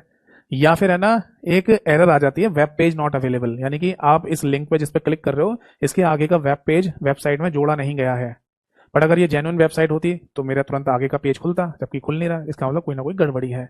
तो जो आईडी पासवर्ड आपने डालकर लॉगिन वाले बटन पर क्लिक किया था ना, तो आईडी पासवर्ड पहुंच गया उस व्यक्ति के पास जिसने ये फेक वेबसाइट बनाई है। अब वो फटाफट क्या करेगा, एक्सिस बैंक की फटाफट जेन्युइन वेबसाइट को खोलेगा, उसमें आईडी पासवर्ड डालेगा और लॉगिन करके पैसा ट्रांसफर कर देगा तुरंत ही। समझ में आई बात या नहीं? और इस तरीके से आपके साथ फ्रॉड हो जाएगा। तो फेक ईमेल और फेक वेबसाइट के थ्रू जनरली आपकी सेंसिटिव इंफॉर्मेशन को निकालने की कोशिश की जाए तो उसे हम फिशिंग ट्रैप या फिशिंग अटैक या केवल फिशिंग के नाम से बोल देते हैं। समझ में आ गई बात या नहीं? तो इसमें ज़्यादा लिखने की जरूरत भी नहीं है, एक दो पॉइंट छोटे छोटे लिख सकते हैं बस, जैसे मैं बता रहा हूँ आपको, लिखना चाहें तो। नहीं तो आपको पता ही है, पीडीएफ फाइल में लिखा हुआ मिल जाएगा आपको। इसके बाद है ना अगला पॉइंट आता है, दैट इज विशिंग। अब जैसे विशिंग है तो इसको भी हिंदी में क्या लिखेंगे, विशिंग ही लिखेंगे, कोई हिंदी नाम नहीं है इसका। ये क्या है? देखो विशिंग अटैक में क्या है, सेम फिशिंग वाली डेफिनेशन या परिभाषा लिखी जाएगी पूरी की पूरी। यानी कि हम कह सकते हैं fraudulently our sensitive information acquire by someone, यानी कि धोखाधड़ी से हमारी सेंसिटिव इन्फॉर्मेशन को अगर कोई प्राप्त कर लेता है तो उसे विशिंग ही कहा जाएगा। तो फिर फिशिंग और विशिंग में अंतर क्या है? बस एक केवल एक छोटा सा पॉइंट है यहाँ पर, via phone call only, via phone call only. यानी सिंपल सा मतलब है कि ये वाला फ्रॉड केवल फोन कॉल से हो रहा है, तभी विशिंग नाम दिया जाएगा। जैसे कई बार है ना फोन कॉल आएगा, हाँ जी हम एसबीआई से या फिर है ना हम पंजाब नेशनल बैंक से बोल रहे हैं और आपका एटीएम कार्ड वगैरह अपडेट होना है और 31 दिसंबर से पहले, क्योंकि ये साल खत्म होने जा रहा है तो जल्दी से अपडेट करा लीजिए, आपके घर पर बाई पोस्ट आपका एटीएम कार्ड नया वाला पहुंच जाएगा। आपने कहा हाँ जी ठीक है ठीक है, क्या करना है सर? कुछ नहीं, बस थोड़ा सा है ना क्वालिटी चेक के लिए आपकी जो इन्फॉर्मेशन है उसको हम वेरीफाई करेंगे और फिर उसके बाद आपके घर बाई पोस्ट आपका नया एटीएम कार्ड पहुंच जाएगा। ठीक है जी, क्या क्या पूछना है सर? फटाफट बताइए, अपने अकाउंट नंबर की डिटेल्स दे दीजिए, नाम बताइए, अपना एड्रेस कंफर्म कीजिए, अपने पिताजी का नाम बताइए, माताजी का नाम बताइए, अपना ईमेल आईडी बताइए। ठीक है, ये हो गया। अब आपके पास है ना सर आपके रजिस्टर्ड मोबाइल फोन नंबर पर एक लिंक आया होगा, उस पर क्लिक कर देना और फाइनली ओके कर देना और ये ऐसे कर देना। तो यानी कि कोई कॉल पर ही है ना सारी डिटेल मांग रहा है, वेरीफाई कर रहा है, और हो सकता है कॉल पे ही कोई बोले कि आपका लिंक भेज दिया मैंने, उस पर क्लिक कर दो, ऐसा आ जाएगा। तो इस तरीके से कॉल ही कॉल पे आपके साथ कोई फ्रॉड करने की कोशिश कर रहा है तो उसको है ना विशिंग नाम दिया जाता है। नोट कर लीजिए इसको, इतना ही नोट कर लो बस। यानी सेंसिटिव इंफॉर्मेशन को किसी के द्वारा निकालने की कोशिश की जा रही है, but via phone call only. ठीक है, अब आता है अगला नाम स्मिशिंग, SMISHING। इसको भी हिंदी में स्मिशिंग ही कहा जाएगा, बट यहां पर है ना देखो SMS, यानी कि 3 लेटर हमें कैपिटल लिखे हुए दिखाई दे रहे हैं। इसका मतलब होता है शॉर्ट मैसेज सर्विस। देखो अगर आपको आज की डेट में किसी को मैसेज करना है तो कैसे करते हो? तो आंसर है इसका व्हाट्सएप के थ्रू। सभी लोग आज की डेट में व्हाट्सएप का इस्तेमाल करते हैं मैसेज वगैरह भेजने के लिए, किसी को बात करने के लिए, है ना, किसी से बात करने के लिए। बट है ना आपको पूरे दिन में पर डे है ना 100 SMS भी तो मिलते हैं। जैसे अगर आप किसी को टेक्स्ट मैसेज भी जैसे कहा जाता है या SMS कह दीजिए, वो भी आप कर सकते हैं, पर इसकी लिमिट है, आप 100 SMS कर सकते हो बस। पहले तो अनलिमिटेड हुआ करते, जितने चाहो उतने SMS करो, बट अब लिमिट बना दी सरकार ने। तो शॉर्ट मैसेज सर्विस अगर आप कर रहे हैं, ठीक है, तो कर सकते हैं। अब इसी में ही है ना आप नोटिस करते होंगे कई बार हमारे पास फ्रॉड लिंक्स आते हैं। हम अपने SMS वाले सेक्शन में जाएंगे तो वहां देखते हैं कई सारे लिंक दे रखे, कई सारे SMS के अंदर लिंक आ रहे होते हैं। अब हम और वहां एक अट्रैक्टिव मैसेज भी बना के भेजा होगा कि आपको ये लोन ऑफर चाहिए और इतना आपको अप्रूव किया गया, तो इस लिंक पे क्लिक करो। तो आप क्लिक करते हो, फिर आगे जो भी डिटेल वगैरह भर दोगे, फिर पता चला आपके साथ फ्रॉड हो गया। तो अगर कोई SMS आया है, SMS में कोई लिंक है जिसकी वजह से अगर आपके साथ कोई फ्रॉड किया जा रहा है, अगर आपके साथ कोई फ्रॉड किया जा रहा है तो उसी को स्मिशिंग के नाम से बोल दिया जाता है। आगे देखो, इसके बाद है ना एक और टर्म आती है बेटा, फार्मिंग, PHARMING, फार्मिंग। ये क्या होता है जी? देखो फार्मिंग का सिंपल सा, ये वो वाला फार्मिंग नहीं है किसानी वाला, वो भी एफ से शुरू होता है ना, ये फार्मिंग पी से शुरू होता है। तो इसमें क्या होता है बेसिकली फार्मिंग अटैक में कि आपको ना जानबूझकर कोई ऐसा लिंक वगैरह दिया जाएगा जिसमें क्लिक करते ही आप किसी दूसरी वेबसाइट पे चले जाओ, जो खोलना चाहते हैं वो नहीं खुलेगा। आजकल तो ये चीज़ बहुत कम हो गई है, पहले बहुत ज़्यादा होती थी कि जब है ना, मैं अदरवाइज मत लेना मेरी बात को, मैं एक एग्जांपल सेट करने की वजह से ये बात बता रहा हूँ, कोई अदरवाइज मत लेना मेरी बात को। पहले क्या होता था, पॉर्न कंटेंट बहुत इजीली अवेलेबल होता था इंटरनेट पर, है ना, जो एडल्ट वेबसाइट्स होती हैं, पॉर्न वेबसाइट्स, तो वो इजीली अवेलेबल था। बट अब ये चीज़ बहुत रोकथाम हो गई है, आसानी से आप इन चीज़ों को खोज नहीं सकते हैं, ना देख पाओगे। पहले आसानी से आप कुछ भी लिखो, बस गूगल पे तुरंत पॉर्न वेबसाइट खुलना शुरू हो जाती थी। तो बहुत सारे लोग क्या करते थे कि जैसे कोई वेबसाइट है, उस पर लिंक दिया हुआ है, अब इसी बीच में वो क्या करते थे कि फार्मिंग अटैक करते थे। मतलब किसी लिंक पर जैसे आपने क्लिक किया तो उस लिंक के अंदर भी एक लिंक होता था, जिसको जो आपको दिख नहीं रहा है, बस क्लिक करने से ही एक पॉर्न वेबसाइट का लिंक खुलना शुरू हो जाता था। तड़ा ना पॉर्न वेबसाइट के पेजेस खुलना शुरू हो जाते थे। फिर आप बंद करते थे उनको जल्दी जल्दी, तो कोई देख ना ले। फिर अपनी वेबसाइट का जो लिंक है उस पर क्लिक करते थे, फिर शायद वो जेन्युइन वेबसाइट खुल जाती थी। तो इस ये चीज पहले बहुत होती थी, अब नहीं होती इतनी, है ना। तो सिंपल सा मतलब है कि विदाउट योर नॉलेज, है ना, विदाउट योर नॉलेज या कंसेंट भी कह सकते हैं, you will be divert to the another website और web page. This attack is known as pharming attack. यानी आपके नॉलेज के बिना आपको किसी दूसरी वेबसाइट या वेब पेज पर अगर भेज दिया जाए तो उसे फार्मिंग अटैक के नाम से बोला जाता है। मतलब आप जाना नहीं चाहते हो, फिर भी है ना आपको भेज रहे हैं। आप एडल्ट वेबसाइट को देखना नहीं चाहते हो, आप तो जेन्युइन लिंक पर क्लिक करना चाहते थे, उसी पे क्लिक किया, खुल कुछ और गया। तो इसको फार्मिंग अटैक कहा जाता है। ठीक है। इसके बाद है ना एक और अटैक आता है जिसको क्लिक जैकिंग कहा जाता है। एक शब्द है क्लिक जैकिंग। ये क्या है? देखो, क्लिक जैकिंग का सिंपल सा मतलब आप ऐसे ऐसे समझिए, जैसे मान लो कोई वेबसाइट आप यूज कर रहे हैं, ये कोई वेबसाइट है, ठीक है बेटा। अब इस वेबसाइट पर है ना, मान लो ये कोई फोटो वोटो बनी हुई है, अब इसको आप बड़ा करके देखना चाहते हैं, तो इसके नीचे है ना जेन्युइन लिंक दे रखा है, यानी कि इसको अगर आप बड़ा करके देखना चाहते हैं तो इस लिंक पे क्लिक कर दो, बड़ा होके आ जाएगा। बट इसी के है ना बिल्कुल नजदीक यहाँ पर कोई लिंक बना देंगे, या इसी के नीचे है ना कोई बटन टाइप का बना देंगे, ताकि गलती से है ना आप अपने लिंक की जगह इस पर क्लिक कर जाओ। समझ रहे नहीं? मतलब आपके जो मेन लिंक है उसी के नजदीक इतने पास में कोई लिंक बना दिया जाएगा कि आप ये सोचो अरे ये वाला लिंक है शायद, उस पर क्लिक कर दो, और जो उस लिंक से खुलना चाहिए वो खुल जाएगा, आप जो खुलना चाह रहे हैं वो नहीं खुल रहा है। तो ऐसे अटैक को है ना क्लिक जैकिंग के नाम से बोल दिया जाता है। यानी हम यहाँ पर ये कह सकते हैं कि हमारे मेन लिंक के नजदीक कोई लिंक या बटन बना दें ताकि हम कंफ्यूज होकर उस पर क्लिक कर दें और उससे कुछ नई चीज खुल जाए, तो ऐसे अटैक को क्लिक जैकिंग के नाम से बोला जाता है। समझ में आ रही बात? ये कोई एडवर्टीजमेंट या विज्ञापन का भी लिंक हो सकता है। जैसे मान लो आप तो है ना कोई पढ़ाई से रिलेटेड बात देखना चाह रहे थे, अब एक लिंक बना दिया गया है जिससे ना आप अमेजोन से शूज वगैरह खरीदना चाहते हैं, उसका लिंक है ये। और ऐसा हो भी सकता है कि आप है ना कुछ दिनों से शूज वगैरह सर्च भी कर रहे हो कि मेरे को जूते खरीदने हैं, अब आप करना तो इस वाले लिंक पे क्लिक करना चाहते थे, गलती से इस पे हो गया या ये बटन दब गया आपसे, अब अचानक से अमेजोन की वेबसाइट खुल जाएगी जिसपे जूतों की डिटेल दिखा रहा होगा, और हो सकता है आपका मन भी कर जाए कि लाओ जरा यार ये तो सही जूते मिल रहे हैं यहाँ पर, इनको खरीद ही लेता हूँ, है ना। तो इस तरीके के अटैक्स होते हैं वेबसाइट्स पर। तो आपके मुख्य लिंक के पास एक दूसरा लिंक बना दिया जाना ताकि उस पर आप गलती से क्लिक कर जाएं और वो चीज खुल जाए, तो उसे क्लिक जैकिंग के नाम से बोल दिया जाता है। बताओ बात समझ में आ गई या नहीं? ठीक है। अब इसके बाद अगला एक और पॉइंट आता है, यहाँ पर एक एक्टिविटी और आती है जिसका नाम है बेटा स्निफिंग। नेक्स्ट पॉइंट लिखिए, SNIFFING, स्निफिंग। ये क्या होता है? आपने कभी है ना स्निफ शब्द को सुना है? इंग्लिश वोकैबुलरी में सुना ही होगा या देखा ही होगा, पढ़ा ही होगा, जिसको सूंघना कहते हैं, है ना। सूंघना, जैसे कोई भी चीज़ है और हम सूंघ कर पता लगा लें कि हाँ ये चीज़, जैसे खाने की अगर हम बात करें तो जब खाना बन रहा होता है हमारे घर में तो कई बार हम सूंघ कर पता लगा लेते हैं कि कौन सी सब्जी या कौन सा खाना बन रहा है, पता चल जाता है। तो वैसे ही कुछ यहाँ पर देखने को मिलेगा। देखो, सपोज दैट कोई नेटवर्क है और उस नेटवर्क में जो भी एक्टिविटी हो रही है उसे पता लगा लेना, उसको पता कर लेना कि इस नेटवर्क में क्या एक्टिविटी चल रही है। तो ऐसे अटैक को स्निफिंग अटैक कहा जाता है, या फिर ऐसे अटैक को एक नाम और भी दिया जाता है, पैकेट स्निफर, ये भी बोल देते हैं, पैकेट स्निफर। इस अटैक में कोई भी नुकसान पहुंचता है किसी को नहीं, केवल पता लगा लेते हैं कि चल क्या रहा है। ये उसी तरीके से समझ लो जैसे आपके है ना पड़ोस में एक घर था और उस घर में ऊपर लेंटर नहीं है, मतलब उसकी छत नहीं है, बाउंड्री है, वो बीच में बड़ा सा आंगन है, ऐसे समझ लो। तो आप है ना अक्सर अपने छत की बाउंड्री से ऐसे खड़े होकर नीचे ताका झांकी करते रहते हो कि उस घर में चल क्या रहा है। ठीक है। तो उस तरीके से आप कोई नीचे पत्थर फेंक रहे हो नहीं, आप कोई वहां से चीज को चुरा रहे हो नहीं, कुछ नहीं कर रहे आप बस ऐसे ऊपर से ताका झांकी करते रहते हो कि ये बगल वाले घर में चल क्या रहा है। तो इसका मतलब आप उन बात, यहाँ सूंघने का मतलब निकाला गया ऐसे, ऐसा नहीं कि सूंघ ही रहे हो कि क्या चल रहा है उनके घर में, क्या बन रहा है।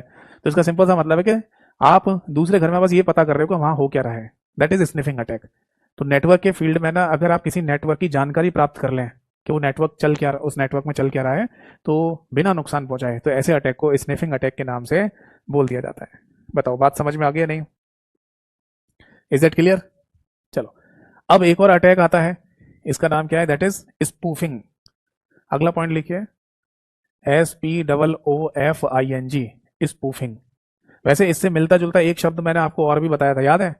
जब मैंने आपको प्रिंटर पढ़ाया था तब स्पूलिंग पढ़ाया था, याद है? तो यहाँ पर एफ की जगह अगर एल कर दिया जाए तो वो स्पूलिंग हो जाएगा, जो कि प्रिंटर का एक प्रोसेस है। और ये लिखा हुआ है स्पूफिंग। अब इसका मीनिंग क्या है समझाता हूँ। देखो, पहले से एक एग्जांपल से समझिए।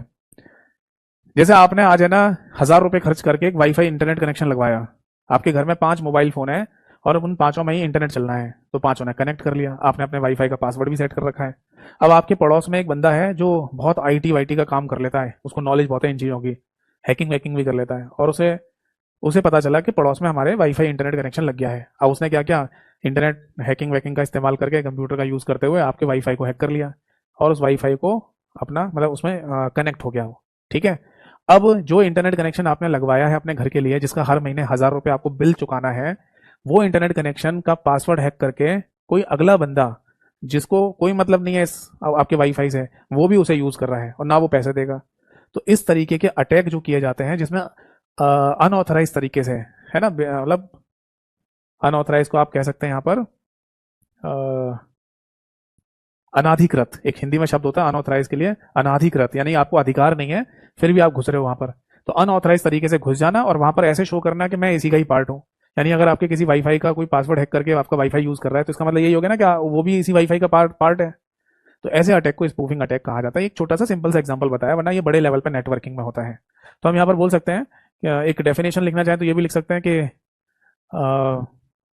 ऐसे बोल सकते हैं कि इन अ नेटवर्क, यानी किसी नेटवर्क के अंदर, बाय यूजिंग फॉल्स डेटा, यानी कि किसी गलत डाटा का इस्तेमाल करके किसी प्रोग्राम या किसी व्यक्ति के द्वारा नेटवर्क में एंटर करना।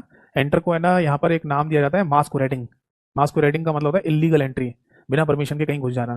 ठीक है। तो by using false data someone program और पर्सन मास्कुरेडिंग, यानी कि वो इलीगल एंट्री करता है and that will show off के it is a part of the network, यानी कि वो उसी नेटवर्क का पार्ट है। तो ये डेफिनेशन आप लिखना चाहें तो लिख सकते हैं, हिंदी में लिखना चाहें तो हिंदी में लिख लो। किसी नेटवर्क में बिना परमिशन के, बिना आज्ञा के एंटर कर जाना और खुद को वहां पर ऐसे दिखाना कि वो उसी नेटवर्क का पार्ट है, तो इसे स्पूफिंग अटैक के नाम से बोल दिया जाता है। बताओ जी, बात समझ में आ गई? ठीक है ना। जिसका एक छोटा सा सिंपल सा एग्जांपल लिखना चाहें तो वाईफाई का पासवर्ड हैक करना, ये आप लिख सकते हो। चलिए अगला पॉइंट आता है, एक शब्द आता है दैट इज सोशल इंजीनियरिंग। ये क्या है इसको समझ लेते हैं। देखो बेटा, सोशल इंजीनियरिंग शब्द का मीनिंग ये है कि इसमें आपके साइकोलॉजिकल इफेक्ट, मतलब आपका जो साइकोलॉजिकल इफेक्ट है ना, ये साइकोलॉजी है आपकी, उसको इफेक्ट किया जा रहा है, ऐसे बोल सकते हैं। यानी आपका मनोविज्ञान, उसको प्रभावित किया जाएगा। हर व्यक्ति का अपना एक इंटेलिजेंस होता है, हाँ, और वो अपने इंटेलिजेंस के हिसाब से ही काम करता है।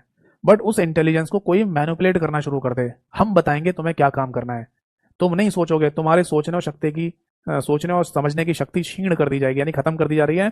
अब हम बताएंगे तुम्हें क्या काम करना है, और वो व्यक्ति कह रहा है हाँ जी हाँ, तुम जैसा बताओगे वैसे ही करूंगा। तो इसको कहते हैं सोशल इंजीनियरिंग, और ये सोशल नेटवर्किंग वेबसाइट या एप्लीकेशन के थ्रू ही किया जा रहा है आज की डेट में, इसलिए इसका नाम सोशल नाम यहाँ पर लिखा गया है। आप देख ही रहे हैं, जैसे कि ट्विटर हो गया या इंस्टाग्राम हो गया या यूट्यूब हो गया, तो इन जैसी, या फेसबुक हो गया, इन जैसे सोशल प्लेटफॉर्म की वजह से आजकल लोगों का माइंड बहुत ज़्यादा डाइवर्ट किया जाता है। आप अगर किसी धर्म को मानने वाले व्यक्ति हैं तो विपरीत धर्म अगर कोई है, उसकी अगर कोई खराब बात है, वो आपको भर भर के दिखाई जाएगी। इसके लिए बस आपको एक क्लू देना है, एक हिंट देनी है सोशल मीडिया को। क्या, जैसे मान लीजिए आप किसी विशेष धर्म को मानने वाले व्यक्ति हैं या अपने धर्म को मानने वाले व्यक्ति हैं, तो आप बस उनसे रिलेटेड किसी वीडियो को पूरा देख लीजिए या लाइक कमेंट कर दीजिए। बस सोशल मीडिया प्लेटफॉर्म इस चीज़ को नोटिस कर लेगा कि आपको यही चीज़ देखनी है, इसमें आपने इंटरेस्ट दिखाया है, और आपको भर भर के वही चीज़ दिखाई जाएगी। किसी भी सिक्के का दूसरा पहलू दिखाया ही नहीं जाएगा आपको। हर सिक्के को उछालने के दो पहलू होते हैं ना, बट आप हमेशा एक ही को देखे जा रहे हैं, तो दूसरा आपको हमेशा खराब ही लगेगा। और अगर इसी तरीके से आपका माइंड अगर कोई डाइवर्ट करता जा रहा है, तो उसे हम सोशल इंजीनियरिंग के नाम से बोल देते हैं। इसमें ना किसी भी प्रोग्राम की जरूरत नहीं पड़ रही, इसमें किसी सॉफ्टवेयर की जरूरत नहीं पड़ रही है। इसमें आपकी बुद्धि को एक्सप्लॉइट किया जा रहा है, आपकी बुद्धि को मतलब क्षीण कर दिया जा रहा है, खराब कर दी जा रही है। आप सोचने समझने की शक्ति खत्म कर बैठे हो कि क्या सामने हमारे सही चल रहा है, क्या खराब चल रहा है, क्या गलत चल रहा है। आपको जैसा दिखाया जा रहा है आप वैसे ही सच मान बैठे हो। और ये चीज़ है ना, हमें आज की डेट में सोशल जो एप्लीकेशंस हैं, सोशल प्लेटफॉर्म वाले या वेबसाइट्स हैं, उनके थ्रू ये चीज़ हमें बहुत देखने को मिल रही है, जो कि खतरा है, सही नहीं है ये। ठीक है। अब आगे देखिए, इसके बाद है ना एक और अटैक या एक और एक्टिविटी हम यहाँ पर लिख सकते हैं जिसको डॉस अटैक कहा जाता है। बीते कुछ समय पहले एक पेपर हुआ है, वहां पर ये डॉस अटैक से रिलेटेड है ना क्वेश्चन भी पूछा गया था। और इसी में है ना एक पॉइंट और भी होता है, DDoS ऐसे होता है एक, जिसको डिस्ट्रीब्यूटेड, इसको बोलते हैं बेटा distributed denial of service attack. Denial of service attack के नाम से इसको बोल दिया जाता है। समझ में आ गई बात? तो बेटा एक बात ध्यान रखना कि ये डॉस अटैक का मतलब क्या है। इसको डिनाइल ऑफ सर्विस अटैक कहा जाता है यहाँ से, ये तो इसका फुल फॉर्म हो गया। और अगर DDoS लिखा आ जाए तो distributed denial of service attack इसे कहा जाता है। इसमें बेसिकली क्या किया जाता है वो मैं आपको समझाता हूँ। जैसे सपोज दैट के एक कोई कंप्यूटर है ए के नाम से और ये कोई कंप्यूटर है बी के नाम से, ठीक है। अब ये क्या किसी दो मतलब किसी नेटवर्क के थ्रू ये दोनों कंप्यूटर्स आपस में कनेक्टेड हैं, ये दोनों आपस में एक दूसरे से कनेक्टेड है किसी नेटवर्क के थ्रू। अब किसी थर्ड पार्टी सी के द्वारा ये नेटवर्क हैक कर लिया जाए। क्या कर लिया गया? नेटवर्क हैक कर लिया। हैक कहने का मतलब होता है अनाधिकृत उपयोग करना, यानी कि जिस चीज की परमिशन ना हो आप उस चीज को भी यूज करने लग जाए तो उसको हैकिंग कहते हैं, ठीक है। अब ए डाटा भेज रहा है बेटा बी को, सिंपल सा जा रहा था डाटा बी तक, अब सी ने नेटवर्क हैक कर लिया। तो ए जो डाटा भेज रहा है ना बेटा, वो डाटा अब बी के पास नहीं जाएगा, वो डाटा अब जाएगा सी के पास, ठीक है ना। और बी के पास जो डेटा जा रहा था उसको अब यहां पर ब्लॉक कर दिया जाएगा, रोक दिया जाएगा, ताकि बी को ये लगने लग जाए कि ए ने मुझे डाटा भेजना बंद कर दिया है। बी को ये लगने लग जाए कि ए ने डाटा मेरे को भेजना बंद कर दिया, बट ए लगातार डाटा भेजा जा रहा है। वो कौन रिसीव कर रहा है? सी रिसीव कर रहा है। तो इस तरीके का जो अटैक होते हैं उसको डॉस अटैक या डिनाइल ऑफ सर्विस अटैक कहा जाता है। और ये कई लेवल पे हो रहा हो, जैसे कि ए का जो डाटा है वो सी की जगह ना कई सारी जगह पर डिस्ट्रीब्यूट किया जा रहा हो, जैसे सी को भी भेजा जा रहा है, डी को भी भेजा जा रहा है, ई को भी भेजा जा रहा है, तो फिर उसको distributed denial of service attack कह दिया जाता है। समझ में आ गई बात? Distributed denial of service attack के नाम से उसे बोल देते हैं। समझ में आ गई बात? लिखना चाहे तो लिख लो, नहीं तो डायग्राम से भी समझ में आ रहा है कि किसी सिस्टम की सर्विस को ब्लॉक कर देना, किसी सिस्टम को मिलने वाली सर्विस या सेवाओं को ब्लॉक कर देना, और वो सेवाएं किसी और कंप्यूटर के द्वारा अनाधिकृत रूप से यानी अनऑथराइज तरीके से रिसीव की जा रही हो, तो ऐसे अटैक को DoS attack, denial of service attack के नाम से बोल दिया जाता है। इसके बाद है ना बेटा अगला नाम आता है यहाँ पर, that is ransomware. Ransomware, देखो ये शब्द है ना दो, मतलब ये पूरा शब्द दो शब्दों से मिलकर बना हुआ है। पहला शब्द है तो बेटा रैंसम, इसको है ना हिंदी में कहते हैं फिरौती, ठीक है। और वेयर का मतलब है यहाँ पर बेटा दैट इज प्रोग्राम, यहाँ पर कोई प्रोग्राम है, ठीक है, या कोई सॉफ्टवेयर भी हो सकता है। सॉफ्टवेयर या प्रोग्राम दोनों के लिए वेयर शब्द का इस्तेमाल कर लेते हैं। तो मान लीजिए कोई सॉफ्टवेयर है या कोई प्रोग्राम है जिसके थ्रू आपके है ना सिस्टम पर लॉक लगा दिया जाए, आपका सिस्टम बिल्कुल कंप्लीटली बंद कर दिया जाए, लॉक कर दिया जाए, और जब आप उसे अनलॉक करने की कोशिश करें, उसे खोलने की कोशिश करें, तब आपको बोला जाए कि इस लिंक पे क्लिक करो और इतने रुपए या पैसे ट्रांसफर करो, तभी जाके आपका सिस्टम अनलॉक होगा। तो ऐसे अटैक को हम रैंसम वेयर अटैक कहते हैं। जैसे किसी व्यक्ति का, आजकल तो ये चीजें बहुत कम सुनने को मिलती होंगी, पहले किडनैपिंग वाली घटनाएं बहुत सुनने को मिलती थी, किसी को भी अगवा कर लेते थे, किडनैप कर लेते थे, है ना। मूवीज में भी दिखाते थे ना कि किडनैपिंग हो गई, फिर फिरौती मांग रहे हैं, 10 लाख रुपए दे दो बच्चे को ले जाओ। तो वैसे ही समझ लो कि आपके सिस्टम पर लॉक लगा दिया, कह रहा है खोलना है तो पैसे दो पहले। तो आई थिंक जहां तक मैं सही हूँ 2018 की बात है, 2018 के समय पर एक प्रोग्राम बनाया गया था वाना क्राई, WANNACRY, वाना क्राई। ये वाना क्राई नाम का जो प्रोग्राम था ना बेटा, इसने पूरी दुनिया के सिस्टम्स पर लॉक लगा दिया था, मतलब मोस्टली जितने भी बड़े बड़े देश हैं उनके सिक्योरिटी सिस्टम, कंप्यूटर सिस्टम पर लॉक लगा दिया था। और फिर आ रहा था मैसेज कि इसको खोलना है तो आप ऐसे पैसे डॉलर या डॉलर्स में पैसे पे कर दो और तब जाके खुलेगा, और अगर आपने इसको छेड़खानी करने की कोशिश की तो आपके सिस्टम का सारा डाटा डिलीट हो जाएगा। तो ऐसा एक अटैक दुनिया को देखने को मिला था, 2018 की बात है। उस समय आईएएस का जो पेपर होता है यूपीएससी का, तो यूपीएससी आईएएस में ना एक सेक्शन होता है साइंस एंड टेक्नोलॉजी का, तो उसमें भी ये क्वेश्चन आया था वहां पर, ठीक है। तो रैंसम वेयर का मतलब समझ में आ गया सभी को? ठीक है। अब इसके बाद है ना अगला एक और पॉइंट डिस्कस कर लेते हैं जिसको स्पाई वेयर कहते हैं। इससे रिलेटेड क्वेश्चन तो है ना last year SSC CGL mains के पेपर में भी आया था स्पाईवेयर को लेकर, ध्यान से सुनिए। स्पाईवेयर, देखो यहां पर है ना एक मुख्य शब्द हमें देखने को मिल रहा है स्पाई, और स्पाई का मतलब होता है जासूस। किसी जासूस को है ना स्पाई ही कहा जाता है। तो किसी जासूसी की यहां पर बात चल रही है, और वो भी किसी वेयर के थ्रू, है नहीं। वेयर मैंने अभी आपको बताया कि अगर कहीं पर है ना वेयर शब्द लिखा हुआ आ जाए तो इसका मतलब या तो प्रोग्राम होगा या फिर सॉफ्टवेयर भी हो सकता है, प्रोग्राम या सॉफ्टवेयर दोनों ही हो सकते हैं वेयर का मतलब। तो किसी प्रोग्राम या सॉफ्टवेयर के थ्रू अगर जासूसी कराई जा रही है तो उसे स्पाईवेयर के नाम से बोला जाएगा। जिसमें एग्जाम्पल लिख सकते हैं आप यहाँ पर, स्पाईवेयर का एग्जाम्पल है बेटा की लॉगर। की लॉगर नाम का सॉफ्टवेयर। ठीक है, क्या मीनिंग है इसका समझाता हूँ। एक्चुअली अगर आप है ना किसी दूसरे का कंप्यूटर इस्तेमाल कर रहे हैं और उस समय मतलब किसी दूसरे का कंप्यूटर इस्तेमाल कर रहे हैं और वो व्यक्ति क्या करे, उस कंप्यूटर में है ना एक की लॉगर नाम का सॉफ्टवेयर डाल के रखे और ऑन करके रखे हमेशा, फिर वो अपना कंप्यूटर आपको दे दे, तो आप अपने उस समय उस कंप्यूटर में ना जो भी टाइप कर रहे होंगे वो सब कुछ यहाँ ना इसके अंदर भी टाइप हो रहा होता है। जैसे मान लो आपने किसी दूसरे का कंप्यूटर इस्तेमाल करते हुए व्हाट्सएप अकाउंट लॉगिन किया, व्हाट्सएप लॉगिन हो जाता है ना कंप्यूटर में, और फिर आप व्हाट्सएप से किसी से चैट कर रहे हैं, किसी से बात कर रहे हैं, आप ये सोच रहे हैं किसी दूसरे का कंप्यूटर तो क्या हुआ, मैं लास्ट में व्हाट्सएप को लॉग आउट कर दूंगा, बंद कर दूंगा, ठीक है काम कर लेता हूँ। बट उसे ये नहीं पता कि व्हाट्सएप पे जितनी वो चैट लिख रहा है किसी को, वो सब है ना यहाँ पर भी टाइप हो रही है। अब आप तो लॉग आउट करके व्हाट्सएप को कंप्यूटर दे देंगे, लो भैया लो अपना कंप्यूटर पकड़ो। अब वो क्या करेगा, की लॉगर को ओपन करेगा और देखेगा कि आपने क्या लिखा है, वो सारी चैट वहां पर लिखी हुई आ जाएगी। यानी कि आपके मतलब यानी कि एक कंप्यूटर में एक सॉफ्टवेयर या किसी प्रोग्राम की मदद से आपकी जासूसी कराई जा रही हो, है ना। तो ऐसे प्रोग्राम को, ऐसे सॉफ्टवेयर को फिर स्पाईवेयर कहा जाता है, जिसमें की लॉगर एक सॉफ्टवेयर है जिसका इस्तेमाल आप भी करना चाहें तो कर सकते हैं। आपको लगता है कि कोई व्यक्ति है जो आपके कंप्यूटर को ज़्यादा इस्तेमाल करता है, तो आप की लॉगर के थ्रू ये देख सकते हैं कि वो आपके कंप्यूटर का जब यूज़ करता है तो क्या क्या टाइप करता है, वो सब लिखा हुआ आ जाएगा इसमें। ठीक है, तो स्पाईवेयर का मीनिंग समझ में आ गया नहीं। चलो अगला एक और पॉइंट डिस्कस कर लेते हैं जिसको बोलते हैं बेटा बॉट नेट। एक शब्द लिखिए, बॉट नेट, बॉट नेट्स लिखिए। इसका क्या मीनिंग है, देखो बॉट शब्द ये भी दो शब्दों से मिलकर बना हुआ है, बॉट प्लस नेट। नेट का मतलब यहां पर बेटा नेटवर्क ही है। ठीक है, यानी कि कोई नेटवर्क बना रखा है जिसमें बॉट्स हैं कई सारे, और किसी को टारगेट करके, है ना, किसी को टारगेट करके उस चीज को खराब करने की या उस चीज को यूज करने की कोशिश कर रहे हैं, तो वो पूरा नेटवर्क बॉट नेट कहलाता है। ये इसको ऐसे समझ लो डायग्राम के थ्रू कि सपोज दैट के कोई नेटवर्क था, ठीक है, अब यहां पर कोई कंप्यूटर सिस्टम है बीच में, यानी कि ये कोई सिस्टम है, ठीक है, ये कोई सिस्टम है। अब है ना ये टारगेट किया जा रहा है कि इसी सिस्टम को खराब करेंगे, है ना। तो मान लो एक कंप्यूटर सिस्टम यहाँ पर है, एक कंप्यूटर सिस्टम यहाँ पर है, कोई कंप्यूटर सिस्टम यहाँ पर है, कोई यहाँ पर है और कोई यहाँ पर है। अब इन सब ने है ना इसको टारगेट करने की ठान ली है, मतलब इसको टारगेट करके खराब करने की ठान ली है। ठीक है, तो ये पूरा नेटवर्क जिसमें ये जो कंप्यूटर सिस्टम है ना, इनको बोल देते हैं बॉट, इनको यहाँ पर बॉट के नाम से बोल देते हैं, बीओटी बॉट कहते हैं। और तो पूरा नेटवर्क क्या कहलाएगा, पूरे नेटवर्क को बॉट नेट कह देते हैं। यानी सिंपल सा मतलब कि किसी पर्टिकुलर सिस्टम को टारगेट करते हुए कई सारे सिस्टम्स एक साथ अटैक मारे, तो उसको बॉट नेट कहा जाता है। बताओ जी, बात समझ में आ गई या नहीं, नोट कर लीजिए इसको। ठीक है, ये जो बॉट शब्द लिखा है ना, ये कंप्यूटर सिस्टम ही है, ये कोई लैपटॉप हो सकता है, कोई टैबलेट हो सकता है, कोई डेस्कटॉप कंप्यूटर हो सकता है, कोई स्मार्टफोन भी हो सकता है, कुछ भी हो सकता है। और वो टारगेट कर रहे हैं एक ही सिस्टम को, एक साथ मिलकर अटैक करेंगे ताकि उस सिस्टम को या तो खराब कर सकें या वहां की कोई इन्फॉर्मेशन को चुरा सकें। तो ऐसे पूरे नेटवर्क को बॉट नेट के नाम से बोल दिया जाता है।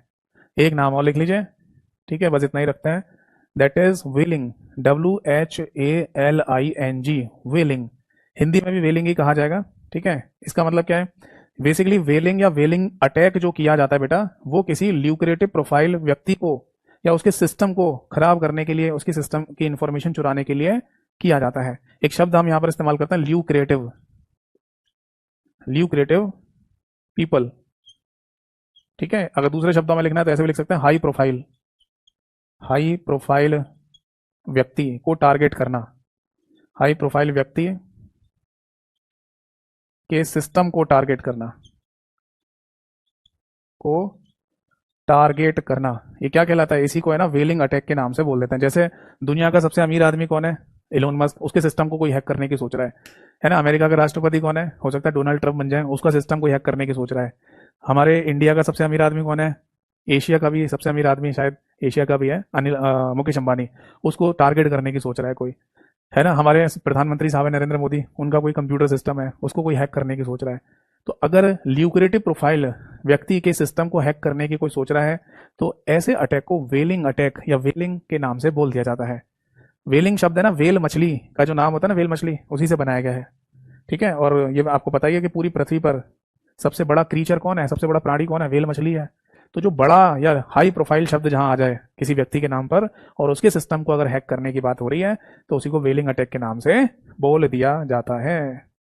ठीक है बेटा, तो आई होप सो कि जितने भी टर्म्स मैंने आज की क्लास में आपको समझाए वो आपको क्लियरली समझ में आ गए होंगे। तो ये जो चैप्टर था हमारा कंप्यूटर सिक्योरिटी, जिसको केवल सिक्योरिटी भी कह सकते हैं या इसको साइबर सिक्योरिटी भी कहा जा सकता है, ये हमारा एंड होता है। बहुत सारी जो टर्मिनोलॉजी है वो मैंने आपको समझाई आज की क्लास में। अब नेक्स्ट क्लास में ना हम अपना नेक्स्ट चैप्टर स्टार्ट कर देंगे। ठीक है, अब 3 चैप्टर बचे हैं। मैं आपको फिर से बता दूं, 3 चैप्टर बचे हैं, डाटाबेस, नंबर सिस्टम और प्रोग्रामिंग लैंग्वेज।